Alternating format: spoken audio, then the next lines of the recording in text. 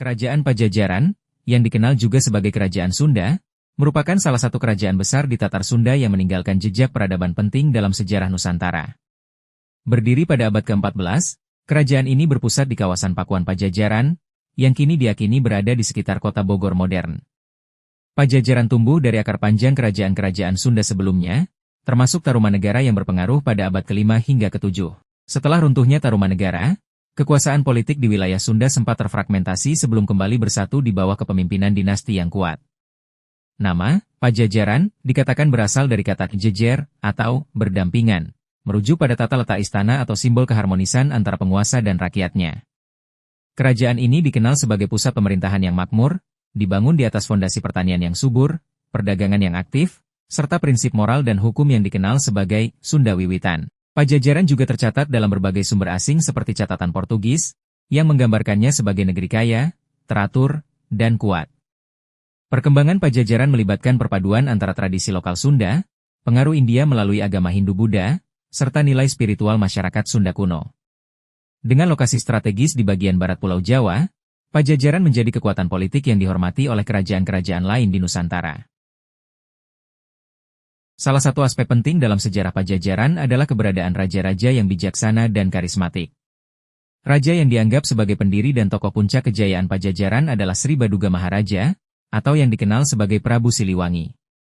Di bawah kepemimpinannya, Pajajaran dikenal mengalami masa stabilitas politik, kemakmuran ekonomi, serta perkembangan budaya yang pesat.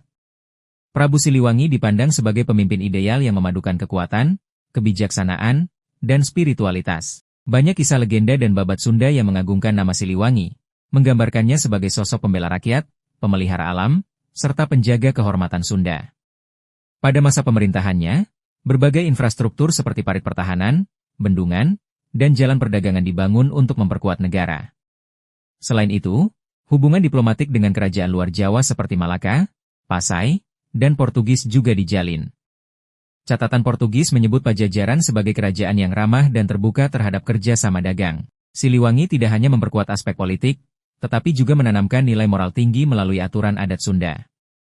Di masa inilah Pajajaran mencapai identitas kuat sebagai kerajaan yang berdaulat, religius, dan berbudaya. Warisannya bahkan terus hidup dalam cerita rakyat, seni bela diri, dan tradisi masyarakat Sunda hingga hari ini. Perekonomian Pajajaran berkembang pesat berkat sumber daya alam yang melimpah dan jaringan perdagangan yang luas. Wilayah Sunda pada masa itu terkenal dengan hasil bumi seperti lada, beras, kayu, madu, serta berbagai produk hutan. Pelabuhan-pelabuhan utama seperti Banten dan Sunda Kalapa, yang kini adalah Jakarta, menjadi pusat perdagangan internasional.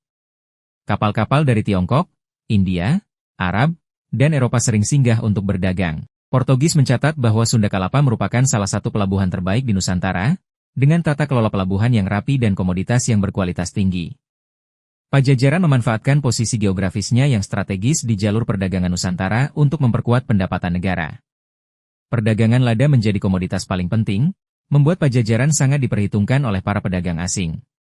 Sistem ekonomi kerajaan juga ditopang oleh pertanian yang kuat, karena wilayah Sunda dikenal subur dengan lahan-lahan pertanian yang menghasilkan panen melimpah. Perekonomian yang stabil memungkinkan kerajaan membiayai pembangunan infrastruktur, memperkuat militer, dan mengembangkan kehidupan budaya. Masyarakat Pajajaran hidup dalam tatanan sosial yang teratur, dengan sistem pembagian tanah, pajak, dan perdagangan yang sudah berkembang. Semua ini menjadi pondasi yang membuat Pajajaran mencapai tingkat kemakmuran yang jarang ditemui pada masa itu. Kehidupan budaya dan religius di Pajajaran menunjukkan akar tradisi yang kuat dan unik. Meskipun pengaruh Hindu dan Buddha cukup besar dalam struktur kerajaan, masyarakat Sunda tetap memegang teguh ajaran lokal Sunda Wiwitan. Sistem kepercayaan ini mengutamakan penghormatan pada leluhur, kekuatan alam, serta nilai-nilai moral seperti kejujuran, kesetiaan, dan keseimbangan hidup. Di pusat kerajaan, berdiri tempat-tempat suci, petirtaan, dan bangunan pemujaan yang menunjukkan perpaduan antara budaya lokal dan India. Seni rupa, ukiran kayu, dan arsitektur tradisional berkembang pesat pada masa Pajajaran. Musik dan sastra Sunda juga menghasilkan karya-karya penting, termasuk naskah kuno yang memuat filosofi hidup dan sejarah. Selain itu, tradisi bela diri Sunda seperti pencak silat berkembang sebagai bagian dari latihan militer dan spiritual. Kehidupan sosial masyarakat Pajajaran diatur dalam adat yang ketat, tetapi memberikan ruang bagi kebebasan dan kebudayaan. Tradisi gotong royong, kesenian rakyat, dan upacara adat menjadi bagian dari kehidupan sehari-hari. Budaya Pajajaran kemudian memberi pengaruh besar terhadap identitas masyarakat Sunda modern, termasuk bahasa, kesenian, dan sistem sosial yang masih dapat ditemukan hingga sekarang. Semua ini menunjukkan bahwa Pajajaran bukan hanya kuat secara politik, tetapi juga kaya secara budaya dan spiritual. Dalam aspek politik dan militer, Pajajaran dikenal memiliki sistem pertahanan yang terorganisir baik.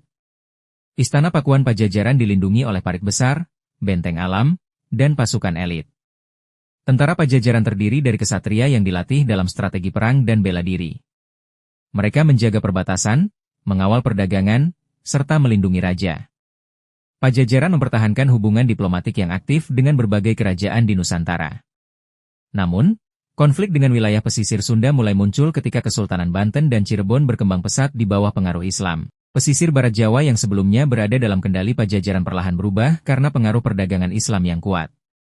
Pada awalnya hubungan Pajajaran dengan Cirebon dan Banten cukup baik, tetapi memanas ketika kedua kesultanan itu mulai membebaskan diri dari otoritas Pajajaran.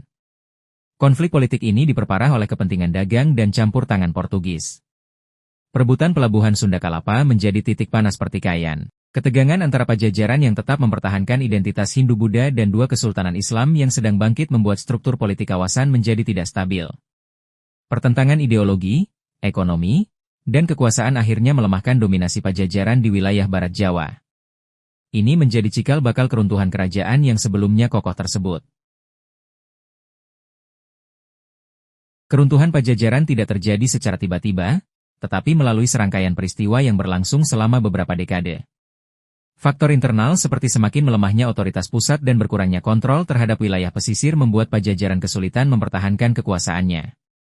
Sementara itu, Banten dan Cirebon yang dipimpin tokoh-tokoh kuat seperti Sunan Gunung Jati terus memperluas pengaruh mereka. Perebutan Sunda Kalapa pada tahun 1527 oleh pasukan Banten Cirebon menjadi titik balik penting. Pelabuhan utama Pajajaran tersebut kemudian dinamai Jayakarta, yang kelak berkembang menjadi Jakarta. Hilangnya pusat perdagangan itu memukul keras ekonomi Pajajaran. Selain itu, dukungan Portugis yang diharapkan dapat memperkuat posisi Pajajaran gagal terlaksana secara maksimal karena serangkaian perjanjian yang tidak konsisten.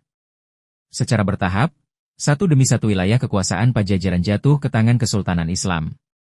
Hingga akhirnya, pada akhir abad ke-16, Pakuan Pajajaran diserang dan dipaksa ditinggalkan. Kerajaan secara resmi runtuh, dan keluarga kerajaan terpaksa menyelamatkan diri ke pedalaman, meninggalkan pusat kekuasaan yang telah berdiri berabad-abad.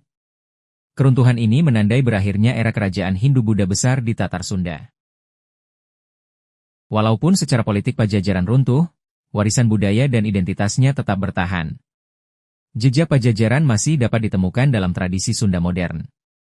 Kisah Prabu Siliwangi, yang dikatakan menghilang ke alas Leutik atau berubah menjadi macan, menjadi simbol kegigihan dan kehormatan.